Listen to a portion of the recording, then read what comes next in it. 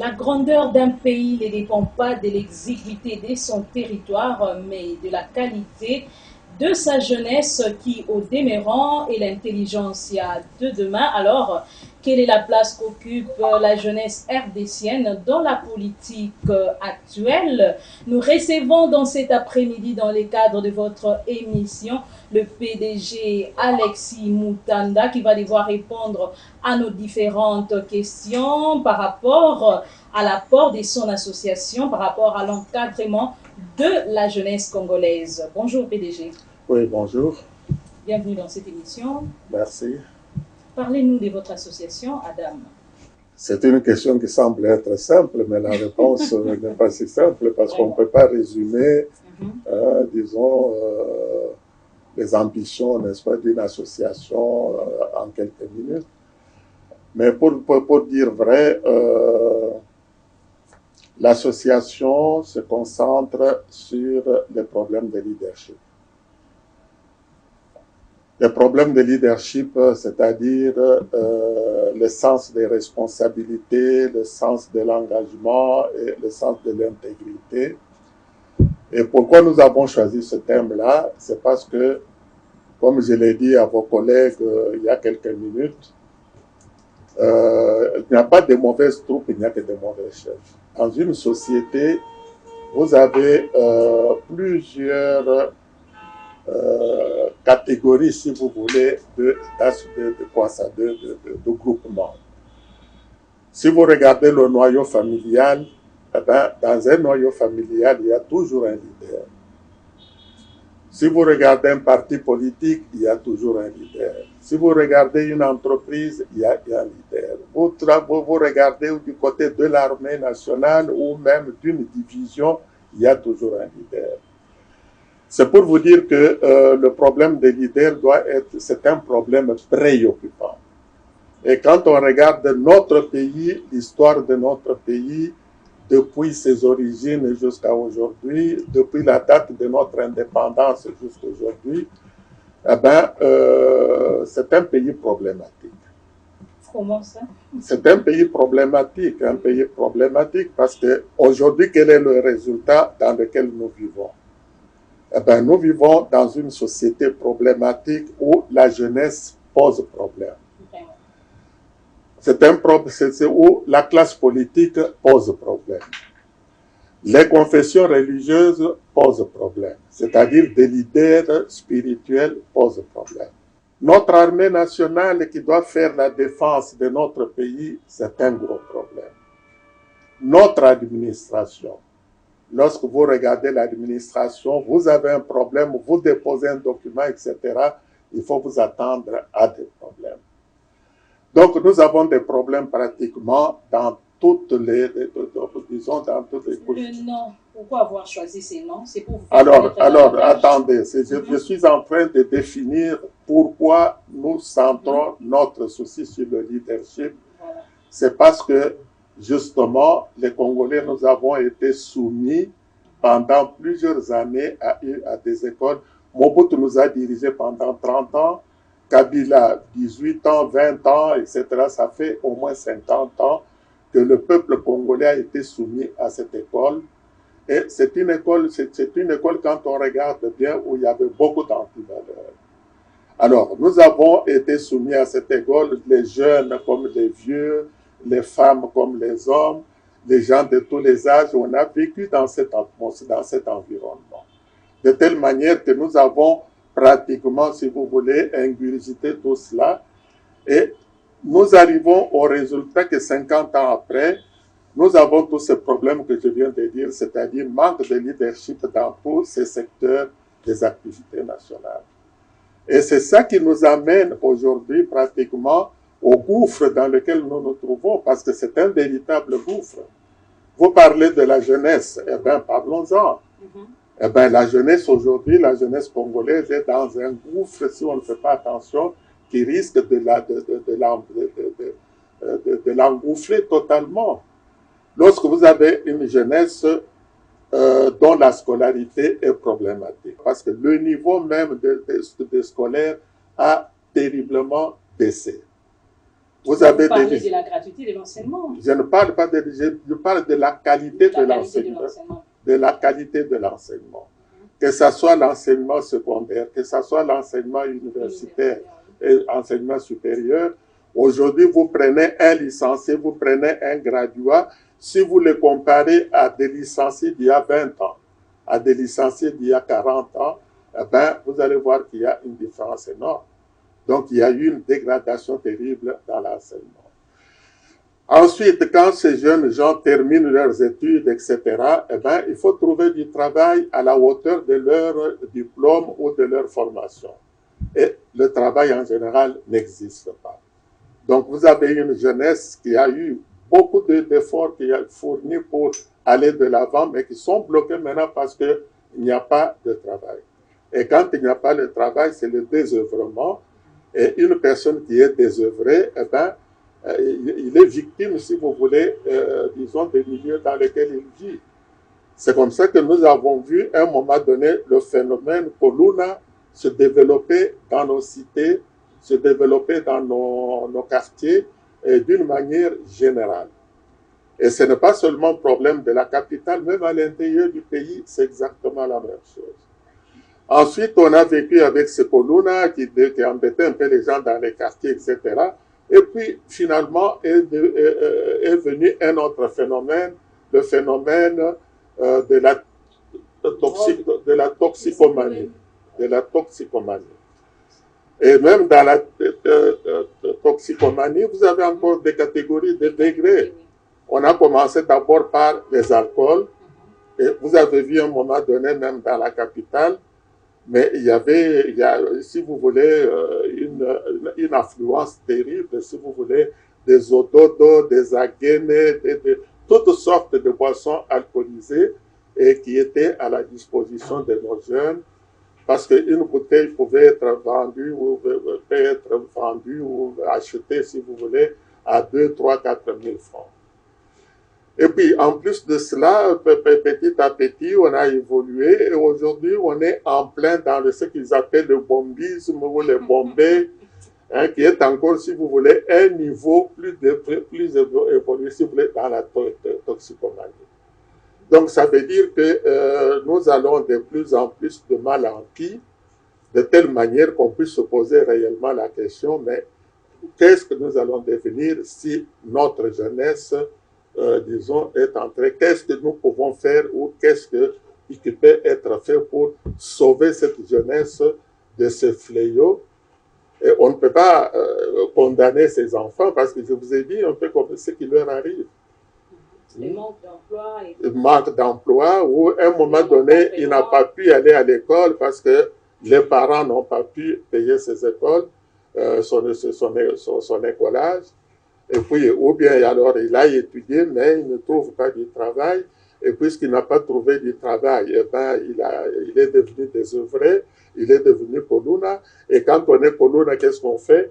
Eh ben, il faut chercher quand même des moyens de survivre pour payer son zodo d'à gauche à droite, etc. Et puis plus loin, eh ben, il devient mentalement malade parce qu'il se dit, mais malgré tout ce qu'il fait, boire, etc., alors, il veut maintenant se mettre dans un état d'inconscience. Et c'est comme ça. Pour oublier toutes ses souffrances, oublier ce qui était autour de lui. Et alors, il va dans une catégorie supérieure. Donc, vous voyez que, puisque vous parlez d'une jeunesse, disons, qui doit construire l'avenir, et je ne vois pas de quelle manière vous pouvez réellement construire un pays plus beau qu'avant, avec une population ou bien une jeunesse qui recule au lieu d'avancer.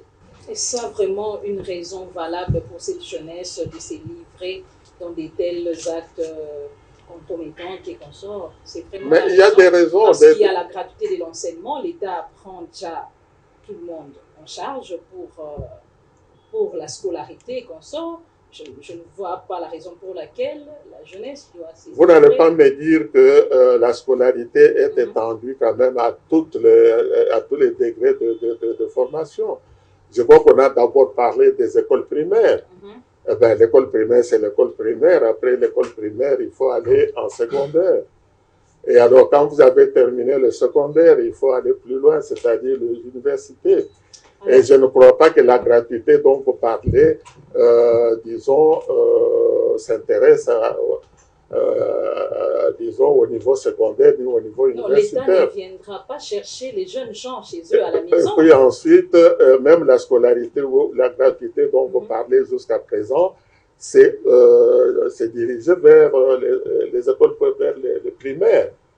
Mais vous n'allez pas me dire que cette scolarité est maîtrisée maintenant de manière formelle, hein, que toutes les écoles primaires, non seulement de la capitale et même de l'intérieur du pays, sont vraiment assises dans cette gratuité.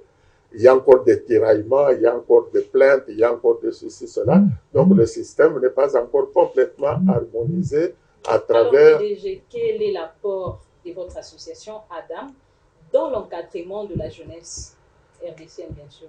Mais madame, vous savez, lorsqu'un problème se pose à un individu, lorsqu'un problème se pose à une collectivité, quelle est la première étape qu'il faut pour sauver cette catégorie de personnes? Eh bien, le premier niveau, c'est d'abord la prise de conscience, c'est-à-dire que chacun doit d'abord prendre conscience du problème qui se pose à lui. Il faut d'abord savoir qu'il y a un problème. Hein. C'est comme par exemple, mettons le cas des tueries à l'est du pays. Vous n'allez pas me dire que tous les Congolais, tous les Quinois sont préoccupés par ce qui se passe à l'est du pays. Et pourtant, c'est quand même un problème national, un problème qui se pose à nos compatriotes. Mais il y a beaucoup de Quinois, beaucoup de Congolais qui vivent sans même se rendre compte que leurs compatriotes, à quelques kilomètres d'eux et dans ce pays, sont en train d'être égorgés tous les jours comme des chèvres. Donc, il faut d'abord la première étape, le premier mouvement, cette prise de conscience. La pauvreté dont on parle, on ne va pas dire que nous sommes un pays pauvre, nous sommes un pays même immensément riche. Mais comment expliquer qu'on peut être immensément riche et être immensément pauvre? Est-ce que vous ne pensez pas que chaque Congolais devait un peu se poser cette question, prendre conscience que nous sommes dans une situation qui n'est pas normale?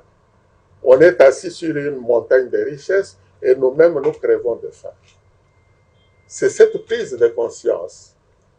Et c'est ça le problème de l'association. C'est-à-dire que les Congolais, les jeunes comme les vieux, les mamans comme les hommes, ainsi de suite, les gens de tous les âges, doivent prendre d'abord conscience de ce qui leur arrive.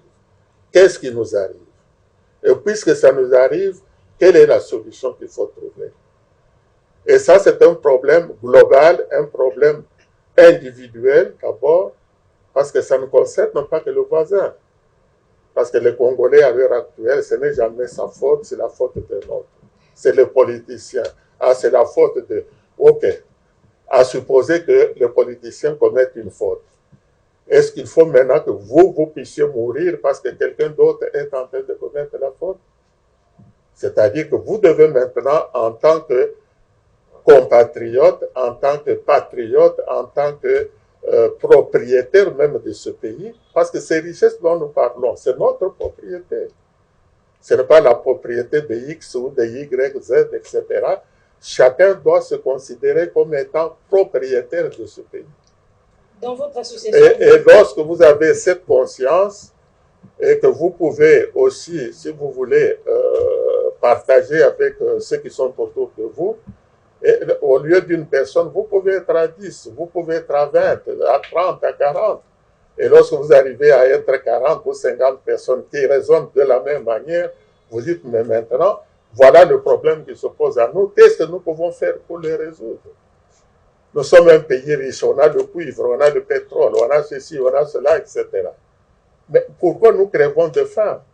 Pourquoi nos mamans se réveillent à 5 heures du matin pour aller vendre des arachides? Et pourquoi notre jeunesse arrive à se décourager au point même d'accepter la mort? Parce que fumer le chanvre, prendre de la drogue, etc., c'est tout simplement aller à la mort. Alors comment est-ce que les gens peuvent être dans un pays, disons, qui est immensément riche, qui est même béni, arriver au niveau de découragement tel qu'on accepte même, si vous voulez, de devenir des lambeaux, de mourir même dans la poussière, plutôt que d'affronter le problème, dire qu'est-ce que nous pouvons faire pour trouver une solution. Vous savez, le problème se pose avec ces jeunes. La première chose à faire, c'est de parler à ces jeunes pour réveiller leur conscience qu'il faut qu'ils sachent qu'il y a un problème. Et quels sont les problèmes qui se posent à un fumeur ou à quelqu'un qui consomme ces histoires? Le premier degré de problème, ce sont des problèmes d'abord qui le concernent lui personnellement. À force de consommer de l'alcool ou de consommer, disons, cette drogue, mais vous abîmez déjà, si vous voulez, votre propre corps. Pourquoi est-ce qu'on parle de cirrhose de foie? Pourquoi est-ce qu'on parle de problèmes des reins? Et même votre cerveau, si vous continuez à consommer de l'alcool, votre cerveau sera à quel niveau? Et combien de temps vous allez survivre? Peut-être que vous êtes destiné à vivre 80 ans ou 90 ans, mais quand vous consommez ces histoires, je crois qu'il y a beaucoup de chances que vous puissiez partir même à 20 ou à 30 ans. Donc il y a d'abord des problèmes au niveau individuel. Et celui qui consomme ça, il faut d'abord qu'on lui explique qu'il a un problème et qu'il doit avoir pitié de lui-même, c'est-à-dire qu'il doit savoir qu'il a un problème. Le deuxième degré, c'est-à-dire le deuxième échelon, c'est que quand une personne, un jeune par exemple, devient alcoolique, mais il pose des problèmes à tous ceux qui sont autour de lui, à commencer par ses propres parents. Je ne sais pas s'il y a un papa ou une maman qui voit son fils de 15 ans ou sa fille de 15 ans s'adonner et qui va continuer. Mais ça devient un problème Je crois que les parents peuvent même devenir encore plus malades que l'enfant. Donc, vous voyez un enfant qui consomme, il croit peut-être que c'est son problème, mais autour de lui, il crée, si vous voulez, beaucoup de malheureux. Et qu'est-ce qui se passe avec ses frères et ses sœurs? Qu'est-ce qui se passe avec ses oncles, ses tantes, etc., et même ses amis? Et s'il va à l'école, qu'est-ce qui se passe avec l'ensemble de ses collègues à l'école? Donc, vous voyez que l'alcoolisme, une jeune fille qui se donne à l'alcoolisme, non seulement il a tous les problèmes dont on a parlé, mais très vite, cette fille peut avoir des grossesses indésirées, etc. Il va lui-même peut-être enfanter encore des enfants, ça devient encore une charge. Donc, vous voyez qu'il y a des répercussions non seulement sur la personne, mais sur... Donc, ça veut dire que cette prise de conscience, que la personne sache qu'il a une responsabilité individuelle et personnelle, et puis même aussi une responsabilité collective. Donc, vous êtes peut-être, vous vous appelez X, mais en réalité, ce X, vous vivez dans un monde où il y a des interactions avec 10 000 personnes. Et tout ce que vous faites comme action, bonne ou mauvaise, a des répercussions sur l'ensemble des personnes qui sont autour de vous. Donc, ce n'est jamais un problème individuel, c'est toujours un problème qui a des répercussions dans la société. S'il faut toujours parler de la toxicomanie, la police elle-même est derrière ça. Alors, quelles mesures curatives, prophylactiques pour éradiquer cet état des choses? Oui, mais ça c'est très simple puisque vous parlez des agents de l'ordre. Les agents de l'ordre... Ils sont derrière ça. Les agents de l'ordre sont des personnes qui vivent dans une... ou plutôt, oui, qui évoluent dans une organisation. Par exemple, vous parlez de policiers, ils sont dans la police. Dans la police, je crois quand même qu'un policier ne peut pas se permettre de faire n'importe quoi. Dans la police, il y a des chefs. dans la police, il y a des personnes au-dessus. Et d'ailleurs, il y a plusieurs échelons. Alors, si on veut trouver disons, une solution avec les policiers qui, sur le terrain, sont en train de commettre des abus, mais il faut quand même taper sur les autorités qui doivent réglementer cette question. Parce qu'une personne qui s'adonne à l'alcool et qui porte une arme, et cette arme d'ailleurs est chargée avec des balles réelles, il est tout à fait évident que cet homme, une fois qu'il se trouve, n'est-ce pas, dans un état d'ébriété, eh ben, il peut faire n'importe quelle gaffe. Raison pour laquelle on a entendu un policier qui tire sur quelqu'un parce qu'il ne portait pas de masque, ou bien un autre qui a fait ceci, cela, tout ça, parce qu'il a une arme, et une arme chargée à balles, mais qui lui a autorisé, qui lui a donné cette arme et qui l'a autorisé à aller faire, à se balader à travers la ville avec cette arme. Donc, il n'y a pas de mauvaises troupes, il n'y a que de mauvais chefs. Ce sont les chefs de ces policiers qui doivent se concerter pour trouver des solutions à ce genre de problème. Donc, c'est un problème de prise de conscience à tous les niveaux. C'est un problème de leadership. Dans votre association, un commissaire de police est un leader dans son commissariat. Et c'est lui qui doit gérer les armes, qui doit gérer les personnes qui les utilisent, qui doit gérer même les balles qu'il distribue, etc. Mais si c'est un mauvais commissaire, eh bien, ces agents vont faire n'importe quoi. Raison pour laquelle mon association, puisque vous avez posé la question, nous insistons beaucoup sur le sens de leadership, parce que là, c'est un problème de responsabilité, non seulement individuelle, mais aussi de responsabilité collective. Parce que vous parlez de leadership au sein de votre association, est-ce qu'il y a-t-il des structures d'encadrement? Comment vous faites? Parce que c'est tout le monde qui se plaint, il n'y a pas d'emploi après avoir décroché des diplômes, des licences et autres, il n'y a pas d'emploi. Comment est-ce que vous... c'est encore une fois, qui doit créer les emplois dans un pays? Mais vous êtes là aussi pour... Non, attendez, moi je ne suis pas l'État. Disons qu'il ne faut pas, moi, etc. Nous parlons des principes. Dans un État qui existe, que ce soit en Belgique ou en France ou ailleurs, c'est l'État qui est le premier à se préoccuper de donner du travail à sa population. Et si vous regardez d'ailleurs pendant les campagnes électorales dans tous ces pays que je viens de citer, eh ben, vous verrez qu'un des soucis des politiciens dans leur programme, c'est la création des emplois. Parce que quand un gouvernement crée des emplois, eh ben, ces emplois sont tellement divers, et ceux qui sont qualifiés pour faire ces emplois, etc. C'est ainsi qu'on vous dira que dans tel pays, le taux de chômage a augmenté, le taux de chômage a diminué, parce que parce que c'est le gouvernement qui fait ça. Et je ne dis pas que le gouvernement entre aussi dans le privé, mais il peut encourager des entreprises privées à venir investir. Parce que lorsque une banque s'investit quelque part, eh bien, il est tout à fait évident que cette banque, disons, va créer des emplois et les gens trouveront du travail dans cette banque. Si vous avez une entreprise commerciale ou une entreprise agricole, ces entreprises, il n'y a que le gouvernement qui peut les encourager à venir s'installer. Allez vous installer à tel point, ça veut dire que les personnes, n'est-ce pas, qui seront autour de cette entreprise trouveront du travail. Donc, c'est tout un ensemble, si vous voulez, de mesures administratives et de mesures de prévoyance sociale, de prévoyance, si vous voulez, sociale, oui, pour le bien-être de la population. Vous créez un hôpital quelque part, mais un hôpital aura besoin de médecins, aura besoin des infirmiers, aura besoin du matériel, aura besoin de véhicules, aura besoin de ceci, cela. Et vous voyez combien d'emplois vous créez autour de cet hôpital. Donc, sur toutes ces initiatives, c'est le premier initiateur, c'est d'abord l'État. La jeunesse se montre active dans des manifestations politiques et autres. Pensez-vous voir dans ces régimes, au cours de ces régimes plutôt, voir un changement par rapport à la situation de la jeunesse?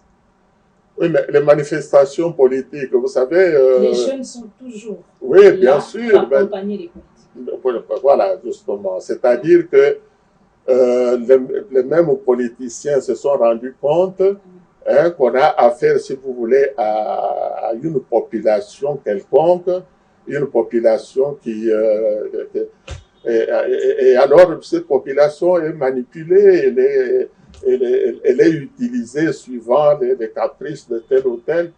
Et c'est la raison pour laquelle, puisque vous avez encore posé une fois la question de qu'est-ce que la prise de conscience. Mais tous ces gens qui vont dans des manifestations politiques, qu'on fait marcher dans la rue, tout simplement pour qu'après la marche, ils puissent passer la nuit à danser, à boire, etc. Eh ben, cette prise de conscience veut dire que pour participer à ce genre d'activité, vous allez vous poser la question, mais je suis qui? Je vais là-bas pour faire quoi? Si c'est pour arriver boire le zododo et puis après rentrer à la maison avec 1000 francs, eh bien, on peut se dire, mais écoutez, est-ce que ça vaut la peine? Mais par contre, si on est dans un mouvement, n'est-ce pas, disons comme une porcherie où vous êtes un porc parmi tant d'autres, eh bien, les gens vont vous manipuler comme ils veulent. Donc, il y a cette prise de conscience. Et comme nous disons toujours que le peuple souverain, ça veut dire quoi? C'est le peuple qui doit commander, c'est le peuple qui doit diriger, c'est le peuple qui doit encadrer. Et si on a un peuple qui n'a pas compris son sens alors en ce moment-là, c'est lui qui est manipulé. Et alors, c'est comme ça que dans toutes ces manifestations dont vous parlez, il n'y a pas que les politiciens, il y a aussi les églises, etc., qui font la même chose. On va au stade, on remplit le stade, etc., on raconte n'importe quoi, et puis on termine, on rentre, avant de rentrer, on a une bière, on a ceci, cela, et alors en ce moment-là, ça devient, c'est la même population qui est mal utilisée par les leaders. Le système mis en place par l'association Adam. La quoi? Le système mis en place pour voir les jeunes gens évoluer un jour. Nous avons besoin des jeunes gens utiles, capables de répondre aux attentes des employeurs dans l'avenir. Oui, c'est une association comme une autre, n'est-ce pas, qui fait son possible. Vous avez au pays, déjà dans la ville de Kinshasa, vous pouvez combien de millions de Quinois? Je ne sais même pas si c'est 15 millions ou 20 millions, il y en a qui disent que c'est plus. Eh bien, quand vous devez vous adresser aux Quinois, eh bien, il faut commencer d'abord par 10 ou 15 ou 20, ainsi de suite, et le mouvement. Parce qu'en fin de compte, c'est une formation de bouche à oreille. Je parle avec vous, vous avez compris le principe, on vous donne quelques dépliants, vous les intériorisez, et quand vous avez compris, disons, les objectifs, vous pouvez aussi à votre tour en parler à votre femme, en parler à vos enfants, en parler à vos amis, et de petit à petit, et c'est comme ça que, fin de fin, si vous voulez, on et peut... ça, c'est limite dans le parler. Qu'est-ce qui est fait concrètement? Concrètement, donc par là, quelqu'un, ce n'est pas concret. Parce que la prise de formation. Il y a des séminaires, nous faisons des séminaires, nous faisons des rencontres, on fait oui, surtout des formations et des rencontres. Et il y en a plusieurs. Nous avons des bureaux, on se déplace, etc. On crée des antennes. Et puis on demande aux antennes, ainsi de suite. Donc ce sont et puis combien des émissions on fait à la télévision, etc. Télévision, radio, on écrit dans les journaux. Ce sont des manières, évidemment, d'information à notre disposition à l'heure actuelle. Parce que nous tendons petit à petit vers la fin de cette émission, avant de parler un tout petit peu politique. Alors, selon vous, PDG Alexis Moutanda, quelles sont les recommandations par rapport à cette jeunesse qui vous suit actuellement dans nos différentes chaînes de télévision, par rapport à notre entretien, la drogue bombée, consorts, tous les points que nous avons eu à aborder au cours de cette émission, les recommandations aux parents, l'Église et l'armée? Eh ben, la recommandation qu'on peut faire, c'est que tout dépend de chacun. Chaque personne est responsable de lui-même. et il est responsable aussi de tout ce qui l'entoure. Et cette responsabilité n'est pas seulement, disons, au niveau de papa ou de maman, pas nécessairement au niveau du directeur de l'école ou de tel ministre ou du président de la République. La véritable responsabilité commence d'abord par soi-même. Parce que vous êtes la première personne concernée. Si vous voulez que votre vie puisse avoir un sens, si vous voulez que vous puissiez jouer un rôle qui vous convient dans la société, vous devez vous prendre en charge. C'est une prise en charge d'abord personnelle. Lorsqu'on envoie un enfant à l'école, les parents font tout pour payer le ceci, pour le transporter l'enfant jusqu'à l'école, mais je crois que le reste, c'est l'enfant lui-même qui doit le faire. Il doit avoir la volonté de se former de telle manière qu'il puisse arriver à remplir des ambitions. Et s'il s'il a l'ambition de devenir juriste, avocat, s'il veut devenir médecin, s'il veut devenir ingénieur, s'il veut devenir politicien, ça c'est l'ambition de chacun. Mais pour y arriver, vous devez engager votre propre responsabilité. J'entends souvent les mamans se plaindre, oh voilà ma fille, on l'a enceintée, on a fait ceci, ça. Mais est-ce que votre fille a pris ses responsabilités? Parce que c'est une personne qui est dotée d'intelligence, dotée de volonté, etc. Alors au moment où elle peut prendre, qu'elle a le sens de sa responsabilité, eh ben, elle va éviter beaucoup d'années pour pouvoir atteindre ses objectifs qui sont terminer ses études, faire un mariage correct, avoir des enfants et puis s'épanouir dans la société et occuper la place qui vous revient. Donc, et ça, c'est un problème de responsabilité personnelle. Les autres peuvent aider, mais la personne qui est au centre de l'action, c'est l'individu lui-même. Les autres sont là pour aider, les parents, l'école, les choses, l'administration, tout ça, ils peuvent vous aider. Mais l'acteur principal, c'est vous-même. C'est-à-dire que vous devez avoir un sens de responsabilité qui vous permet d'avancer malgré les obstacles que vous pouvez trouver. Mais il ne faut pas s'attendre à ce que tout vous vienne du ciel, etc. Bien sûr, Dieu est toujours là pour vous assister, pour vous aider, pour vous entendre. Mais Dieu aussi voudrait quand même, disons, voir les efforts que vous faites. Et ce sont ces efforts qui vont bénir et vous pouvez atteindre les objectifs. Y a-t-il les exigences ou les conditions à remplir pour adhérer au sein de votre association? Nos téléspectateurs vous suivront. Bon, les conditions ne sont pas très compliquées. La première étape, vous allez d'abord, disons, vous serez mis en contact avec les objectifs, avec, disons, notre vision, hein, comment on voit les choses, etc. Vous prenez contact et si vous sentez réellement que, disons, ces règles vous intéressent et que vous pouvez être utile, parce que c'est pour être utile aux autres, c'est pour être utile à la société. Et il y a une chose aussi très importante que je dois vous dire, c'est que nous avons un pays qui n'est pas isolé du monde, c'est un pays qui est dans le monde. Et le monde actuellement, avec le phénomène de la mondialisation, eh ben, l'univers entier, le monde qui nous entoure, devient comme un grand village. Alors quand on est dans un grand village, eh ben, il y a une cabane plutôt qui s'appelle RDC. Et quelle est la place que cette cabane occupe dans ce grand village? Quel est le rôle que nous jouons dans ce village? Est-ce que nous serons toujours en train de commander, en train de courir derrière les autres, de suivre ce que les autres? Non. Nous devons jouer le rôle qui nous convient parce que d'abord nous sommes un grand pays, un pays très vaste, très riche, il y a beaucoup de possibilités. Eh bien, les autres peuvent venir chez nous et nous pouvons prendre le leadership qui nous convient et suivant nos possibilités. Merci beaucoup, PDG. Je crois que ma consoeur Mia a quelques questions concernant la politique. Oui, concernant la politique, dites-nous quelles sont vos impressions concernant la désignation du président de la CENI?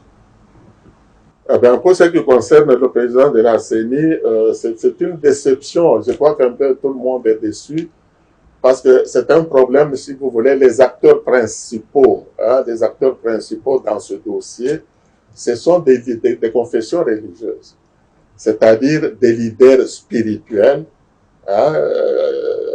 qu'ils soient catholiques ou qu'ils soient protestants ou qu'ils soient, ce sont des leaders spirituels. Alors, ces leaders spirituels, on leur a confié une tâche. Ils ont exigé la présidence de la CENI. On a dit, OK, prenez la présidence. Allez vous réunir, apportez-nous une solution.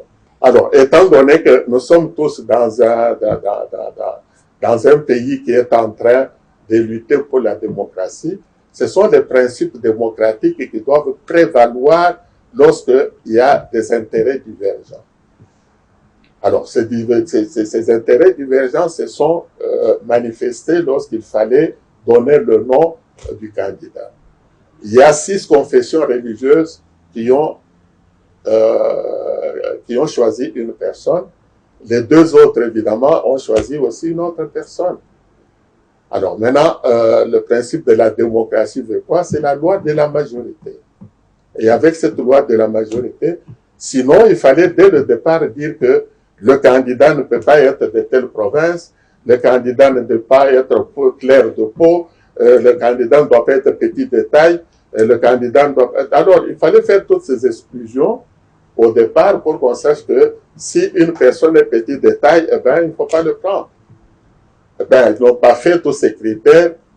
Ils commencent à protester au moment où les réseaux, disons, 6 confessions donnent un nom et puis ils commencent à dire, oh, celui-là, il est de ceci, cela, etc.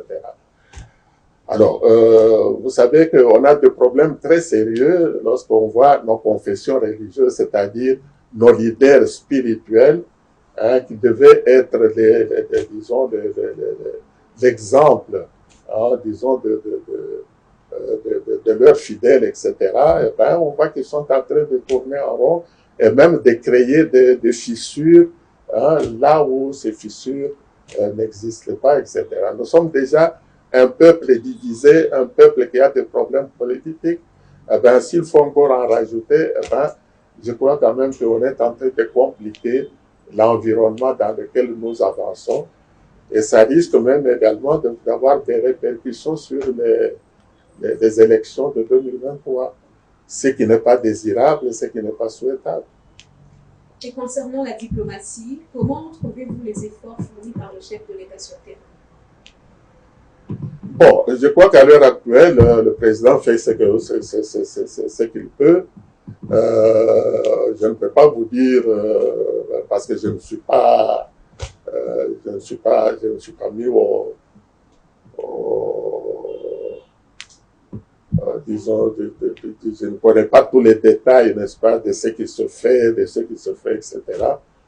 Donc, vous savez, avec la politique est très complexe, c'est très compliqué. Ce qu'on vous dit à la radio, c'est peut-être une chose, ce qui a été arrangé, c'est peut-être autre chose. Donc, il est difficile. Ce n'est qu'avec avec le temps qu'on verra peut-être, disons, le produit, n'est-ce pas, de toutes ces... Merci beaucoup. Par contre, il y a par exemple ce problème des eaux de nos rivières, Chicapa et consorts, qui sont pleines de toxiques, etc. Et ça, c'est encore une fois un problème qui devait préoccuper nos autorités et même préoccuper la conscience de tous les Congolais. Parce qu'à partir de l'Angola, une usine se permet de déverser dans les rivières n'importe quoi, et ce sont des populations qui sont en train de subir des conséquences qui risquent d'être néfastes. Alors, encore une fois, ce dossier doit être traité avec beaucoup de sérieux et beaucoup... Alors, si le président fait, comme vous le dites, beaucoup de contacts diplomatiques, eh ben, tout ça, ça devait entrer, disons, dans l'ensemble de tous ces efforts pour que la solution puisse être trouvée, non seulement pour les populations là-bas, mais même également pour l'avenir. Et tous ceux qui ont subi des dégâts, mais ils doivent être... il faut quand même les payer pour, disons, pour les dégâts, n'est-ce pas, qu'ils ont connus, et ainsi de suite. Et un mot que pouvez dire concernant l'état des sièges à l'est de la RDC? Oui, encore une fois, vous voyez, ça ressemble un peu à ce dossier de l'aide de matériel, n'est-ce pas, toxique qui se balade sur nos rivières. À l'est du pays, c'est encore pire. Ça fait combien maintenant? Ça fait plus de 20 ans que cette situation perdure, où nous trouvons nos compatriotes égorgés comme des chèvres, où nous trouvons nos richesses minières comme le coltan, le l'or, etc., entre les mains des personnes. Et puis, il y a des groupes armés. Est-ce que vous avez déjà vu dans une région de 2-3 provinces, plus de 200 groupes armés en train de faire n'importe quoi? Et ce sont ces groupes armés qui sont derrière le trafic, disons, de toutes ces richesses, et qui les vendent d'ailleurs de n'importe quelle manière, et qui se permettent évidemment de vider certaines régions de leur population en créant une déstabilisation totale. Et nous savons qu'à l'heure actuelle, nos populations vivent déjà très mal, et s'il faut encore ajouter la déstabilisation, les maladies, la faim parce qu'il faut quitter son village pour aller je ne sais pas où, et entre-temps, ce sont les autres qui s'enrichissent sur le dos de toutes ces populations. Parce que le coltan traverse la frontière, les multinationales se jettent là-dessus, et tout le monde s'enrichit, sauf évidemment les propriétaires de ces richesses. Et ça, ce n'est pas normal. C'est un problème qui doit aller tout droit à la conscience de chacun d'entre nous. Merci PDG d'avoir répondu à nos différentes questions. C'est moi qui vous remercie. La jeunesse reste et demeure le socle du développement durable d'une société. Ah oui, cet après-midi, nous nous sommes entretenus avec le PDG Alexis Moutanda sur l'apport de son association ADAM dans l'encadrement de la jeunesse rdcienne, mais aussi sur les questions liées à l'actualité. Vous étiez certainement nombreux à nous suivre. Cette émission est donc terminée. Merci à vous et merci de vous abonner massivement sur Miroir Télévision, votre chaîne YouTube qui vous produit des informations fiables. Retrouvons-nous dans un prochain numéro. Au revoir.